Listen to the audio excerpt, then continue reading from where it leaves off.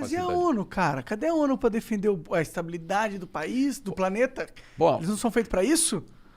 a ONU, acima de tudo, a ONU tem uma tensão, né? Por um lado, ela é fundamental para a defesa dos direitos humanos, etc. Tem uma atuação relevante, mas ela opera a partir da igualdade soberana dos países membros. Ou seja, ela, acima de tudo, diz os países são soberanos e só se os membros permanentes do Conselho de Segurança decidirem que uma intervenção militar em um país é legítima, aí sim você pode violar a soberania de um país dentro do direito internacional. Mas isso só se a China, a Rússia, o Reino Unido, a França e os Estados Unidos estiverem de acordo. É muito raro.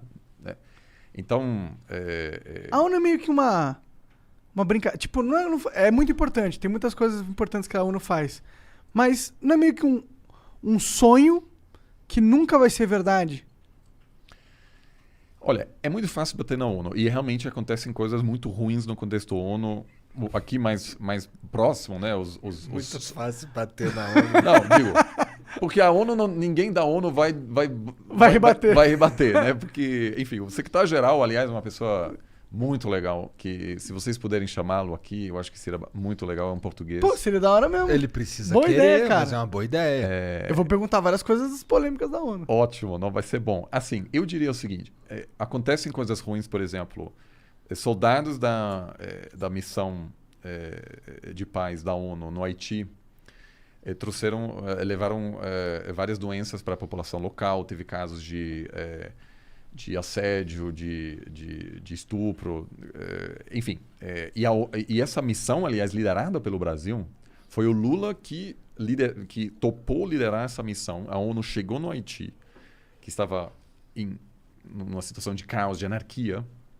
Em 2004, a missão ficou até 2017. O pessoal saiu e hoje o Haiti é um caos igual. Ou seja, essa missão de 17 anos, com muita presença militar brasileira, né? Muitos desses generais, aliás, que estão no governo agora, não conseguiu. Ou seja, eles cometem muitos erros e, em alguns casos, até a situação piora.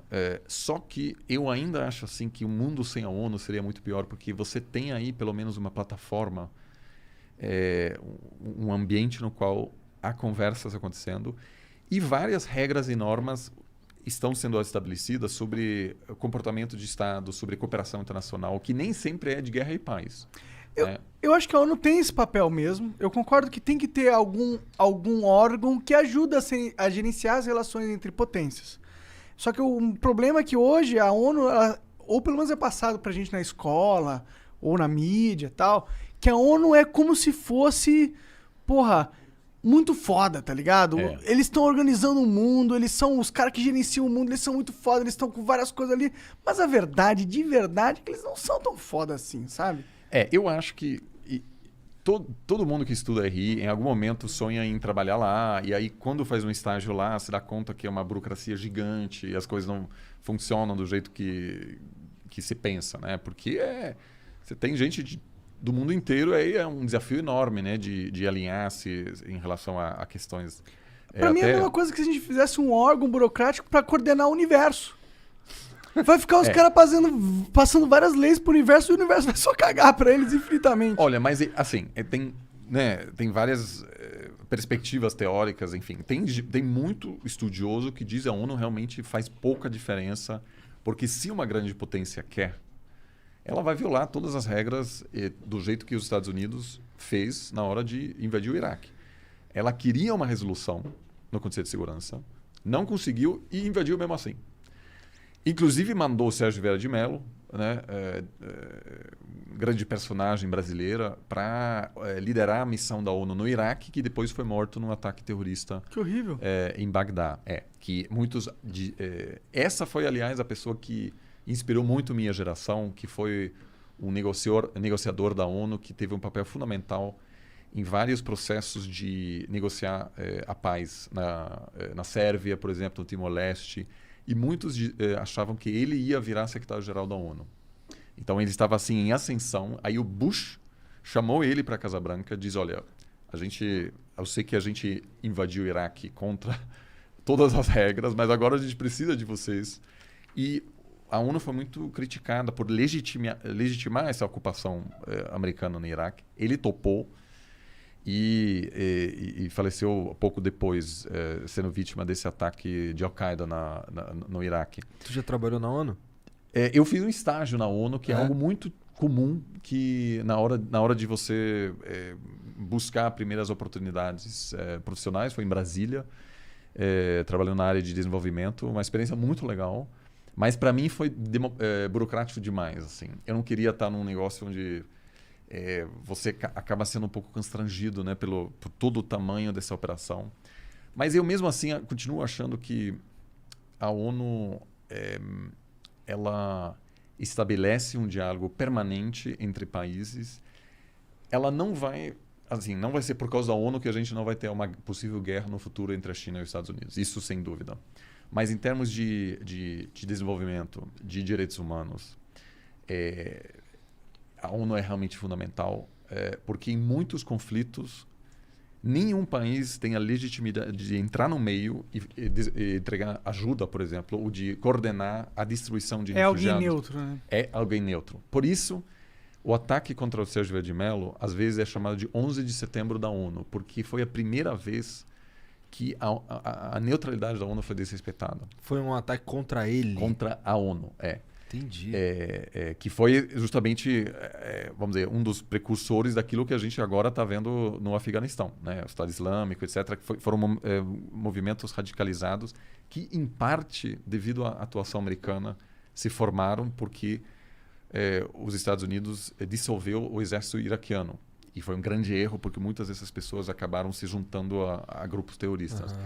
Então, assim, esse sonho, assim, a gente não pode ter expectativas de que a ONU resolva tudo, porque o sistema internacional é anárquico, não existe uma polícia internacional, então os países, no fundo, fazem o que quiserem, né? Pode haver normas e regras, mas a ONU não está acima das nações, ela apenas busca coordenar melhor entre elas. Mas se você está lá achando, assim, claro, todo mundo passa por um momento de decepção na hora de entrar nesse assunto, quando você dá conta, como você está dizendo, que realmente tem muita coisa que a ONU não consegue fazer. Porque quando a gente é criança, a gente fala, a ONU é o mundo se unindo e se governando o próprio mundo, que bonitinho. Aí você vê que é só desculpa, mas é só um bando de burocrata que tem os seus que são serventes das grandes potências. Se a China, a OMS, por exemplo, não fez uma investigação da China, tá meio que foda-se, tá ligado? E aí eles põem toda uma banca que eles são os caras que vão fazer a regra pro mundo se comportar, mas na hora que eles têm que pôr a banca pra fiscalizar o chefe dele, ele fala, foda-se, não vou fazer isso. Mas na hora de pôr a banca pra cuidar da tua vida, eles têm a banca. O OMS falou que é isso, hein? Você não vai... você tá desrespeitando a lei da OMS. Mas veja, isso foi igual com os Estados Unidos nas últimas décadas, né? Você nunca vai ter uma organização que até fiscaliza as grandes potências. As grandes potências sempre vão ter privilégios. Mas eles oferecem algo em troca também. Então, a liderança americana, ela também gerou benefícios, né? Ela, por exemplo, os Estados Unidos... garante uma certa segurança nos mares. Então, quando a Vale manda minério de ferro para a China, ela não precisa contratar o exército brasileiro para proteger até lá. Não, tem um sistema estabelecido, tem muitas bases americanas em todas essas regiões, tem algumas regiões mais perigosas, onde tem... Somália e o caralho. Mas fora disso, existem um monte de bens públicos globais, que a gente chama, né? Tipo... os Estados Unidos oferecendo proteção para países. E isso, no caso da Europa, possibilitou a pacificação da Europa, uma região que nunca conheceu a paz. Né? Isso só foi possível porque os Estados Unidos falou basicamente, olha, a gente cuida da segurança de vocês, vocês também não podem fazer nenhuma loucura contra a gente. Né? Quando a Alemanha, por exemplo, decidiu não apoiar a guerra no Iraque, os Estados Unidos falou, olha... A gente está apoiando vocês aqui há décadas e vocês nem no Iraque querem nos apoiar. Havia muita pressão. Mas esse arranjo, que obviamente os Estados Unidos fez para ter uma barreira contra a União Soviética, foi claramente algo que os Estados Unidos ofereceu, mas em troca, as regras e normas não aplicam tanto aos Estados Unidos. Né? Então, Foi agora a primeira vez o Biden que disse, isso é revolucionário do ponto de vista americano, que a pessoa responsável para assuntos de racismo e direitos de minorias pode visitar os Estados Unidos para analisar a situação interna. Que é um sinal de que, olha, o que os Estados Unidos está querendo dizer? Olha só, a gente também está se submetendo às regras de todo mundo. Que pode ser só para inglês ver, né? Mas assim... Provavelmente inclusive. A ONU nunca vai conseguir realmente confrontar as potências que venceram a Segunda Guerra Mundial, que construíram a ONU. A verdade é que a ONU só teria esse papel de ONU, do jeito que a gente está pensando, se ela dominasse o mundo. Aí ela seria a ONU. Ser uma espécie de governo mundial, etc. O que, na minha opinião, seria horrível. O que você acha sobre isso? Você acha que seria a evolução que a gente caminha? Você sabe que isso é super interessante porque tem uma história de pensamento sobre essa questão. Já no século XIX havia várias pessoas pensando sobre isso, justamente para eliminar esse aspecto de anarquia que existe entre os países. Né? Se tivesse um governo mundial e você tem alguém que concentra o poder, você teria mais facilidade para gerenciar essas relações. Mas, por razões práticas, isso obviamente nunca chegou a ser posto em prática. E a ONU nem é um primeiro passo, porque ela, de maneira alguma, limita a soberania dos países. Por isso que esse papo antiglobalista do Ernesto Araújo, na verdade, não faz o menor sentido. Porque o que o Ernesto dizia é que a ONU está ameaçando a soberania brasileira. Mas, ao contrário, é verdade. A ONU reforça e protege a soberania dos países. Então, ela não se coloca acima dos países. Eu acho que não seria possível porque seria, primeiro, se o mundo fosse um país, seria mais desigual do que o país mais desigual que temos hoje. Seria uma merda, eu acho. Então, assim, em termos mas, assim, isso é um pensamento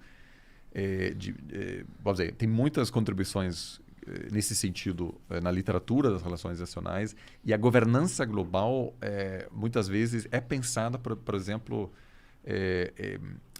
que os países delegam certas regras e normas para órgãos internacionais. Então, por exemplo, a Lei Maria da Penha, por exemplo, é uma lei que que passou no Brasil para proteger as mulheres. Isso, contra a violência doméstica. Uhum.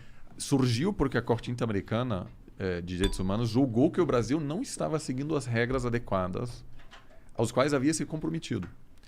Então, o Brasil acabou implementando uma regra internamente devido a uma regra externa. Isso acontece bastante. Então, por isso que a China está querendo ocupar todas as agências da ONU, porque, obviamente, não são regras, vamos dizer, neutras, né? São pessoas que fazem essas regras e essas pessoas vêm de países cujos interesses eles defendem.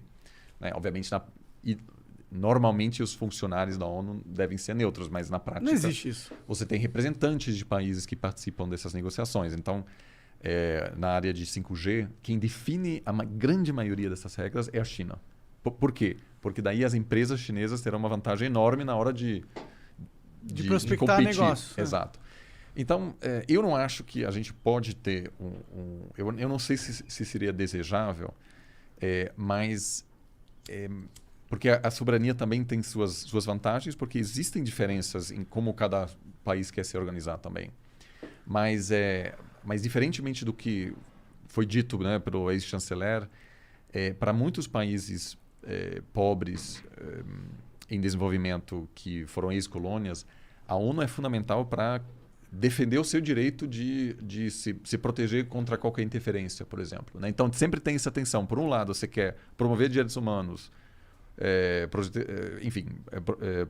proteger direitos de minorias, etc., que às vezes requer você interferir nos assuntos dos outros, mas ao mesmo tempo tem essa proteção que países pobres a princípio têm para proteger sua soberania. Né? O foda é que eu não vivo num país pobre, então eu não sei realmente, nunca vi o impacto da ONU. Eu sei que no Brasil é zero, né? Eu não vejo nenhum soldado da ONU ali. Mas tem agência. Olha, os soldados da ONU, que também, aliás, são os soldados de outros países, obviamente, né? São soldados multi-etnias e tal. Que, aliás, sempre é um super problema. Os Estados Unidos se recusa a fazer parte desses agrupamentos, porque geralmente são países pobres. Ah, entendi. Que recebem uma diária por soldado que é maior do que o salário. Então, muitos países acabam fazendo um negócio, basicamente, Bangladesh, Toma, meu cidadão Paquistão. aqui, me dá um pouco dessa sua Exato. grana aí. Então, eles não são muito bem armados. Os Estados Unidos não participa porque faz a parte. Porque tudo dele é pica dos Estados Unidos. Mas as missões de paz é apenas uma parte pequena da ONU. Então, aqui no Brasil tem a Unicef, que coordena junto, às vezes, com prefeituras, com estados, com governos estaduais, programas de prevenção de doenças, de educação infantil. Então, a ONU está mais presente do que parece. Mas, claro, que essas fotos que fazem manchete é sempre com capacete azul e... Então, a gente fica lá, né? mais avaliando essa parte do que o que a ONU contribui em outras áreas. Sim.